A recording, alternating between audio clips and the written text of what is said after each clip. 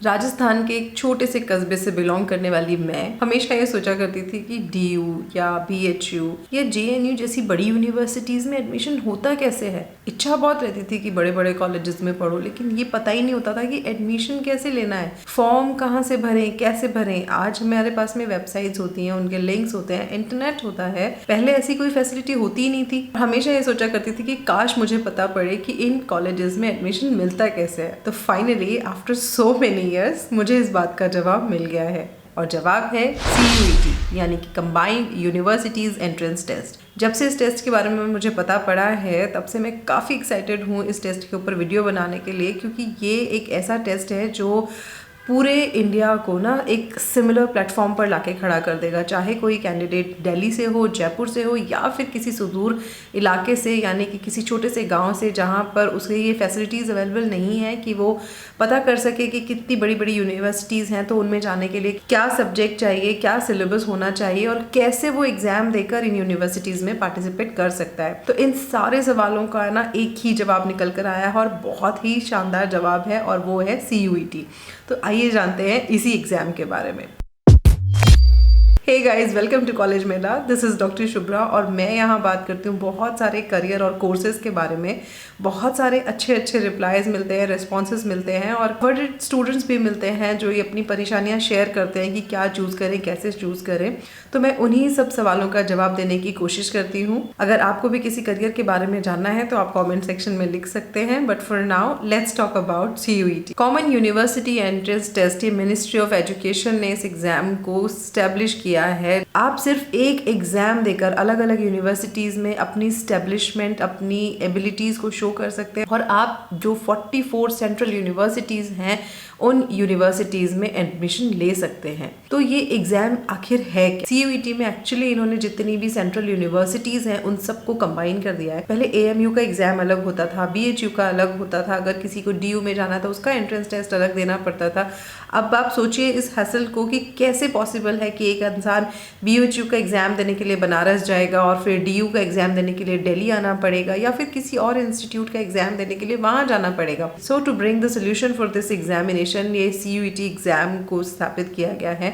अब इस CUET exam को कोई भी student from all over the India, कितने भी रूरल स्टेट से हो, वो कहीं से भी हो, वो इस एग्जाम को दे सकता है, और देने के बाद में जो भी मार्क्स आएंगे उसके बेसिस पर वो अलग अलग यूनिवर्सिटीज में अप्लाई कर सकते हैं टू टेक एडमिशन। अब यहाँ पर इस प्रोसेस की बात करते हैं कि प्रोसेस है क्या। मोड ऑफ एग्जामिनेशन, ये एक कंप्यूटर बेस्ड एग्जामिनेशन है। आपको इसमें पेन पेपर नहीं लेना है कि आपको शीट्स फिल करनी है। तो ये मल्टीपल चॉइस क्वेश्चंस होंगे। इसमें मल्टीपल चॉइस क्वेश्चन का मतलब आपको एक क्वेश्चन दिया, उसके बहुत सारे ऑप्शंस होंगे, और उसमें से आपको the most appropriate correct answer choose करना होगा। अब ये जो क्वेश्चन है, क्योंकि ऑब्जेक्टिव टाइप क्वेश्चंस हैं, तो आपको यहाँ पर इन्होंने नेगेटिव मार्किंग भी रखी है ताकि आप अब्रप्टली किसी भी पेपर को सॉल्व ना करें। So for every question there will be 5 marks given, लेकिन हर गलत क्वेश्चन का आपको 1 मार्क कट होगा। अगर आपने कोई क्वेश्चन अटेम्प्ट नहीं किया है तो उसका ना आपको कोई एडिशनल मार्क मिलेगा और ना ही आपके कोई एक्स्ट्रा मार्क्स कटेंगे। करते हैं एग्जाम की जो स्कीम है वो क्या है। तो पहले थोड़ा सा इसको समझ लेते हैं कि इन्होंने किस तरीके से इसको डिवाइड किया हुआ है। ये जो एग्जाम है ये 2 स्लॉट्स में होगा, स्लॉट 1 एंड स्लॉट 2। एक स्लॉट मॉर्निंग में होगा और एक आफ्टरनून में होगा, और हर स्टूडेंट को वो दोनों स्लॉट देने हैं। अब इसके अंदर दोनों ही स्लॉट्स में सेक्शंस डिवाइडेड होंगे। लाइक स्लॉट 1 में होगा सेक्शन 1, सेक्शन 2, सेक्शन 3, और स्लॉट 2 में होगा सेक्शन 1 एंड सेक्शन 2। स्लॉट 2 में सेक्शन 3 नहीं होगा। अब इस चीज़ को आगे ढंग से एक्सप्लेन करती हूँ कि ये किस तरीके से होने वाला है। फर्स्ट इज सेक्शन 1, जिसको इन्होंने 2 पार्ट्स में डिवाइड किया हुआ है, section 1A and section 1B। Section 1A जो पेपर है वो लैंग्वेज का पेपर होगा। 11th और 12th में भी आप देखते होंगे कि लैंग्वेज होते थे, जैसे for example in Rajasthan there used to be like English and Hindi. तो आप उस लैंग्वेज का जो पेपर है वो लेंगे। तो 13 लैंग्वेजेस में से कोई भी एक लैंग्वेज आपको वो चूज करनी है, एक पेपर उसका होगा। सेक्शन 1B के अंदर 20 लैंग्वेज और हैं, उनमें जैसे कि बोडो है, या फिर आप फ्रेंच, जर्मन, स्पेनिश, कोई और लैंग्वेज सीख रहे हैं। अगर वो लैंग्वेजेस का आप एग्जाम देना चाहते हैं तो वो उसमें से आप चूज कर सकते हैं। सेक्शन 2 जो है वो डोमेन स्पेसिफिक सब्जेक्ट का है। डोमेन स्पेसिफिक सब्जेक्ट मतलब मान लीजिए आपने फिजिक्स, केमिस्ट्री, बायोलॉजी लिया हुआ है तो ये आपके डोमेन स्पेसिफिक हो गए, या फिर आप ज्योग्राफी, हिस्ट्री, पॉलिटिकल साइंस, तो ये आपके डोमेन स्पेसिफिक सब्जेक्ट होगा और इसी में से आपको चूज करने हैं। Then the section third comes for general knowledge. अभी जनरल नॉलेज का जो पेपर है ये सिर्फ स्लॉट 1 में ही होगा, स्लॉट 2 में नहीं होगा। इसमें एक इंपॉर्टेंट चीज़ ये है कि अब आपको जनरल नॉलेज का पेपर देना है या नहीं देना है, या कौन से आपको ऑप्शनल सब्जेक्ट चूज करने हैं, कौन सी लैंग्वेज आपको चूज करनी है, ये सब कुछ डिपेंड करेगा आपके ऊपर और आपने जो यूनिवर्सिटी चूज करनी है उसके ऊपर। तो यहाँ जो मेन फर्स्ट जो काम है ना वो ये है कि आप पहले अपनी यूनिवर्सिटीज़ को सेलेक्ट कीजिए कि आपको कौन सी यूनिवर्सिटी में एडमिशन लेना है। ऑल्दो बैकअप प्लान के लिए एक यूनिवर्सिटी पे स्टक मत रहिएगा, कम से कम 3, 4, 5 यूनिवर्सिटीज़ तो आपको सेलेक्ट करनी ही है, जिसके लिए आप काउंसलिंग में जाएंगे या आप अलग से उनके लिए अप्लाई करेंगे। तो आप उनकी रिक्वायरमेंट्स को देखें। अगर उनकी रिक्वायरमेंट में या एंट्रेंस के लिए अगर जनरल नॉलेज का एग्जाम चाहिए उन्हें, तो आपको वो जनरल नॉलेज का पेपर देना होगा। मान लीजिए डीयू में आपको एडमिशन लेना और वहाँ पर जनरल नॉलेज का पेपर होता है और आपने अगर यहाँ स्लॉट में जनरल नॉलेज का पेपर नहीं दिया तो फिर आप वहाँ एडमिशन नहीं ले पाएंगे। तो सब कुछ पहले डिपेंड करता है कि आप क्या चाहते हैं और आप कौन सी यूनिवर्सिटी में जिसमें भी एडमिशन लेना चाहते हैं वो क्या चाहती है। उसके बेसिस पर आपको सेलेक्ट करना है कि आपको कौन सा सब्जेक्ट चाहिए और आप कौन से सब्जेक्ट में फर्दर एग्जाम देना चाहते हैं। हर जो क्वेश्चन है वो 5 मार्क्स का होगा। सेक्शन 1A के अंदर आपको 50 क्वेश्चन दिए होंगे जिसमें से आपको कोई 40 करने हैं। तो ये 200 मार्क्स का पेपर हो गया, सिंगल पेपर।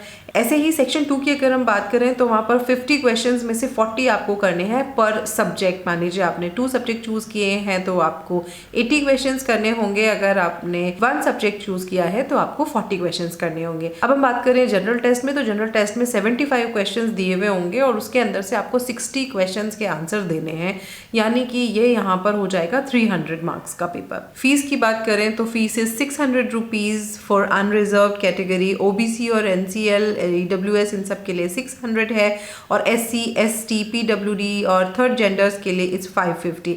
अगर आप इंडिया से बाहर इस टेस्ट को दे रहे हैं तो इसका प्राइस होगा 3000 rupees. Let's go to eligibility. For age there is no limit. अगर आपने 12th पास कर ली है या आप जिस भी साल इस एग्जाम को दे रहे हैं उस साल आप 12th का एग्जाम देने जा रहे हैं, 12th अपियरिंग है, तो आप इस एग्जाम को दे सकते हैं। और लैंग्वेज की अगर हम बात करें तो यहाँ पर 13 जो लैंग्वेजेस हैं हमारी, यानी कि for example English, Hindi, Urdu, Marathi, Punjabi, Assamese, Malayalam, Kannada, Tamil, Telugu, ये जो 13 हमारी लैंग्वेजेस हैं, इन लैंग्वेजेस में से कोई सी भी आप एक लैंग्वेज यूज़ कर सकते हैं। तो ये जो लैंग्वेज चूज़ करना है ये बहुत ज़रूरी है, क्योंकि आपके जो लैंग्वेज पेपर होगा उसको छोड़कर बाकी जितने भी पेपर होंगे वो सारे उसी लैंग्वेज के अंदर होंगे। अब हम बात करते हैं क्वेश्चन टाइप की। तो क्वेश्चन टाइप में जो फर्स्ट सेक्शन है उसके अंदर जो आपका लैंग्वेज का पेपर होगा, तो वो जो लैंग्वेज टेस्ट होगा वो बेस्ड होगा रीडिंग कॉम्प्रिहेंशन पर, जैसे कि फैक्चुअल, लिटरेरी, नरेटिव, इस तरीके के जो पैसेजेस होंगे वो आएंगे और उसके अंदर से आपको अपना आंसर चूज करना होगा। सेक्शन 2 में भी एमसीक्यू बेस्ड क्वेश्चन होंगे, वो आपके 12th के लेवल के अकॉर्डिंग ही होंगे और इसके लिए ना पूरा उन्होंने सिलेबस दिया हुआ है जिसका मैं आपको लिंक दे रही हूँ। उस लिंक पर जाइए और जिस भी सब्जेक्ट का आपको सिलेबस पता करना है उस पर क्लिक कीजिए, एक पीडीएफ ओपन हो जाएगी। वो जो पीडीएफ है वो डाउनलोड कर लीजिए और उसके अंदर आप चूज कर सकते हैं कि किसी भी सब्जेक्ट के अंदर पर्टिकुलरली आपको कौन कौन सा सिलेबस दिया हुआ है और क्या आपको उसके लिए तैयारी करनी है। इसके बाद सेक्शन 3 की बात आती है तो जनरल टेस्ट भी एमसीक्यू बेस्ड ही है और इसके अंदर पूछा जाएगा आपकी general knowledge, current affairs, mental ability के questions, numerical ability, quantitative reasoning और लॉजिकल एंड एनालिटिकल रीजनिंग। और इस पेपर के लिए मिलेंगे आपको 60 मिनट्स, जबकि बाकी जो 2 सेक्शंस हैं उनके लिए आपको मिल रहा है 45 मिनट्स पर पेपर। यानी कि अगर आपने 1 पेपर चूज किया है तो 45 मिनट्स और अगर आपने 2 पेपर चूज किए हैं तो 90 मिनट्स इन टोटल। अब यहाँ पर कुछ पॉइंट्स हैं वो मैं आपको क्लियर करने की कोशिश करती हूँ। अभी आपको पता ही है कि स्लॉट 1 और स्लॉट 2 हर कैंडिडेट को देना है और जनरल नॉलेज सिर्फ स्लॉट 1 में है। तो अगर आपने देख लिया है कि आपको जिस यूनिवर्सिटी में जाना है वहां पर जनरल नॉलेज का पेपर है तो आपको जनरल टेस्ट के लिए मॉर्निंग स्लॉट वाला पेपर देना ही है। इसके अलावा जो सेक्शन 1 और सेक्शन 2 है उसमें से आपको पेपर्स चूज करने होंगे। ये जो पेपर है ये कंप्यूटर बेस्ड है और इसमें ना कोई सीरीज फिक्स नहीं है कि आपको पहले अपना एक सब्जेक्ट देना है फिर दूसरा देना है। तो आप अपनी पसंद से चूज कर सकते हैं कि आपको कौन कौन से पेपर देने हैं। लेकिन इस बात का ध्यान रखना होगा कि मॉर्निंग स्लॉट में आप जो पेपर दे चुके हैं वो पेपर आप इवनिंग यानी कि आफ्टरनून स्लॉट जो है उसके अंदर उस पेपर को दोबारा अटेम्प्ट नहीं दे सकते। आपको उसके अलावा जो पेपर्स हैं वही इसके अंदर देने हैं। नेक्स्ट इज आप टोटल 9 पेपर दे सकते हैं इसके अंदर। अब इसको मैं आपको एक्सप्लेन करती हूँ कि आप किस तरीके से टोटल 9 पेपर दे सकते हैं। जो स्लॉट 1 है उसके अंदर आप 4 पेपर दे सकते हैं और जो स्लॉट 2 है उसके अंदर आप मैक्सिमम 5 पेपर दे सकते हैं। कम दे सकते हैं पर इससे ज़्यादा नहीं दे सकते हैं। तो वो कैसे होगा, एक आपका जनरल टेस्ट पेपर, इसके अलावा 2 आपके लैंग्वेज पेपर हो गए सेक्शन 1A और सेक्शन 1B को मिलाकर, और इसके अलावा 6 आपके डोमेन सब्जेक्ट्स हो गए।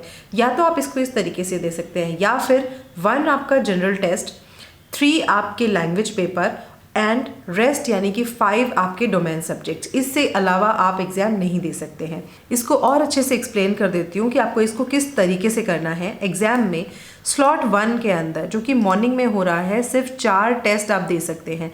एक लैंग्वेज होगा सेक्शन 1A से, मैक्सिमम 2 डोमेन स्पेसिफिक सब्जेक्ट यानी कि सेक्शन 2 के अंदर से आप 2 अपने सब्जेक्ट चूज कर सकते हैं, और एक आपका जनरल टेस्ट होगा।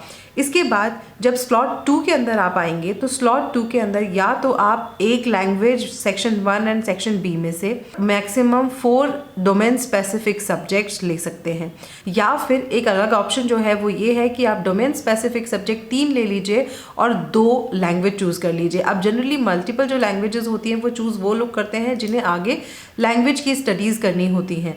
Maximum 5 paper in the evening slot and maximum 4 paper in the morning slot दे सकते हैं। अब इसमें सिलेबस की बात करते हैं कि सेक्शन 1A और सेक्शन B के अंदर तो लैंग्वेज का टेस्ट होगा, जिसमें आपका रीडिंग कॉम्प्रिहेंशन में बता चुकी हूँ, वही होगा जैसे कि फैक्चुअल, लिटरेरी, नरेटिव, इस तरीके का।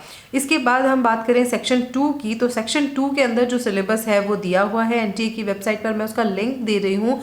प्लीज़ क्लिक कीजिए डिस्क्रिप्शन बॉक्स के अंदर और वहाँ से सीधे उस लिंक पर जाइए और आपको जिस भी सब्जेक्ट के बारे में जानना है उसका PDF वहाँ से डाउनलोड कर लीजिए। इसके बाद सेक्शन 3 की बात करें तो general knowledge, current affair, general mental ability, numerical ability, quantitative reasoning, logical and analytical reasoning. तो अब आपको जो चेक करना है वो देखिए। अब आपको देखना है कि आपका सिलेबस क्या है, उसकी वेबसाइट की लिंक मैंने आपको दे दी है। उसके अलावा आप सबसे पहले यूनिवर्सिटीज़ की लिस्ट देखिए। यूनिवर्सिटीज़ की लिस्ट भी मैं आपको बता रही हूँ, इन्फॉर्मेशन बुलेटिन का आपको लिंक दे रही हूँ। जो ये सारी इन्फॉर्मेशन है CUET समर्था की वेबसाइट से है और ये ऑथेंटिक वेबसाइट है। तो अगर आप चाहें तो आप भी इस इन्फॉर्मेशन बुलेटिन को डाउनलोड कर सकते हैं। मैंने पूरी इन्फॉर्मेशन बुलेटिन जो कि बहुत सारे पेजेस की थी को पढ़ के और आपके लिए कंसाइज में निकाल दिया है, but still if you want तो आप वहाँ जाकर देख सकते हैं कि किस तरीके से सारे काम होंगे।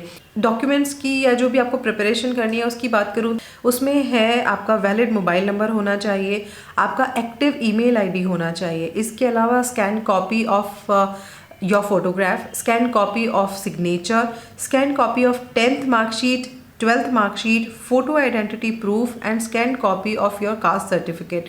आपको जो भी सर्टिफिकेट्स हैं उनको आपको स्कैन फॉर्म में रखना है, क्योंकि आप ऑनलाइन फॉर्म भर रहे हैं तो फॉर्म भरते टाइम पे आपको ये सारी चीज़ें ऑनलाइन ही अपलोड करनी होंगी। लेकिन अभी भी जो बहुत इंपॉर्टेंट पार्ट ऑफ पॉपुलेशन है वो रह गया है कि रूरल एरियाज़ में तो लोग इतने अवेयर नहीं होते हैं कि कंप्यूटराइज्ड एग्ज़ाम कैसे देना है, क्योंकि ये एग्ज़ाम कंप्यूटर बेस्ड है। तो आपके लिए बहुत मुश्किल हो सकती है कि आप कंप्यूटर पे एग्ज़ाम किस तरीके से देंगे। आपने कभी कंप्यूटर पे काम नहीं किया, कभी कंप्यूटर को देखा नहीं है, तो उन लोगों के लिए ये बहुत ही इम्पॉर्टेंट वीडियो है। इस वीडियो में मैं आपको बता रही हूँ कि किस तरीके से आप अपने एग्ज़ाम की प्रैक्टिस भी कर सकते हैं। तो यहाँ पर एक तो नंबर ऑफ़ सिटीज़ बहुत ज़्यादा है all over the India. Her state में बहुत सारे सेंटर्स बनाए हैं ताकि स्टूडेंट जो हैं वो दिल्ली या बॉम्बे या ऐसी बड़ी बड़ी सिटीज़ में ना जाना पड़े उन्हें, वो अपने ही आसपास के इलाके में जाकर उस एग्ज़ाम को दे सकें। Now next and most important thing is आपने टेस्ट के लिए, एग्ज़ाम के लिए तैयारी पूरी कर ली, बहुत अच्छे से पढ़ाई कर ली, लेकिन जब आप एग्ज़ाम देने गए तो आपको नहीं पता कंप्यूटर पे काम कैसे करना है। आप देख ही पहली बार रहे हैं या आपको नहीं पता है कि किस तरीके से चूज़ करना, ऑप्शन कैसे देखने हैं कैसे नहीं देखने हैं। तो यहाँ पर एक बहुत ही अच्छी फैसिलिटीज़ आपको प्रोवाइड की गई है टेस्ट सेंटर्स प्रोवाइड कराकर। अगर आप देखें तो टेस्ट प्रैक्टिस सेंटर्स यहाँ पर दिए गए हैं। टेस्ट प्रैक्टिस सेंटर्स में ना आप जाकर अपने टेस्ट को प्रैक्टिस कर सकते हैं कि आप किस तरीके से टेस्ट देंगे, कैसे वो पेपर होता है, किस तरीके से उसके अंदर क्वेश्चंस आएंगे और आपको किस तरीके से उनका सिलेक्शन करना है। ये फैसिलिटी आपको इसलिए प्रोवाइड कराई जा रही है ताकि आपको एक्चुअल एक्सपीरियंस हो सके कि आप जब एग्जाम देंगे उस टाइम पर आप किस तरीके से इस एग्जाम को कंडक्ट कर सकते हैं। I am looking forward for this exam, क्योंकि ये जो एग्ज़ाम है ये रिमोट एरियाज में जो स्टूडेंट्स हैं उनके लिए बहुत ही वरदान साबित होगा। अब आपने CUET की अच्छे से प्रिपरेशन कर ली है, एग्जाम आपने दे दिया है, सब कुछ अच्छे से चला गया है और रिजल्ट भी आ गया है। Now what? CUET के बाद में कोई काउंसलिंग होगी? नहीं। आपको ये बात को याद रखना है कि आपने जो अपने लिए यूनिवर्सिटीज़ चूज़ की थी ना, उन यूनिवर्सिटीज़ की वेबसाइट पर अब आपको जाना है और वहाँ पर आपको अपने लिए अप्लाई करना है कि आप उस यूनिवर्सिटी में एडमिशन ले सकते हैं। I am sure this is also gonna change in future. देखते हैं 2023 में नया क्या निकल कर आता है, पर अभी तक की सिचुएशन के अकॉर्डिंग आपको अलग अलग यूनिवर्सिटीज़ में जाकर और अप्लाई करना है। तो ये जो अप्लाई करने वाला सिस्टम है, इसके अंदर आपको थोड़ा सा ध्यान रखना होगा। हर यूनिवर्सिटी की वेबसाइट का एड्रेस रखना होगा अपने पास में। लिंक ऑफ यूनिवर्सिटीज़ हैं तो वहाँ से आप लिंक ऑफ वेबसाइट ले सकते हैं। जिन यूनिवर्सिटीज़ में आप एडमिशन लेना चाहते हैं, एटलीस्ट उनकी वेबसाइट सर्च करके रखिए, कैसे उनमें अप्लाई करना है, उनकी क्या डिमांड है, वो भी आपको पहले से चेक करनी ही होंगी। तो इन सब चीज़ों के लिए आपको अवेयर रहना है। जैसे ही आपका रिजल्ट आता है, आपको अप्लाई करना है उन यूनिवर्सिटीज़ के अंदर। तो इसके लिए आप उनकी वेबसाइट पर जाइए और वहाँ एडमिशन के लिए इंस्ट्रक्शंस होंगे, उनको फॉलो कीजिए, अपने मार्क्स दीजिए और अगर आप उनकी मेरिट लिस्ट में आते हैं then you will be able to take admission in your dream university. I'm sure this exam will give a single platform to all the students from all over the country, and this is a very good opportunity for all the students, especially those living in the rural areas and those do not have any facility or any availability of these kind of exams nearby. I'm sure you're gonna work hard towards your dream university. Wishing you all the best for future preparations. See you later.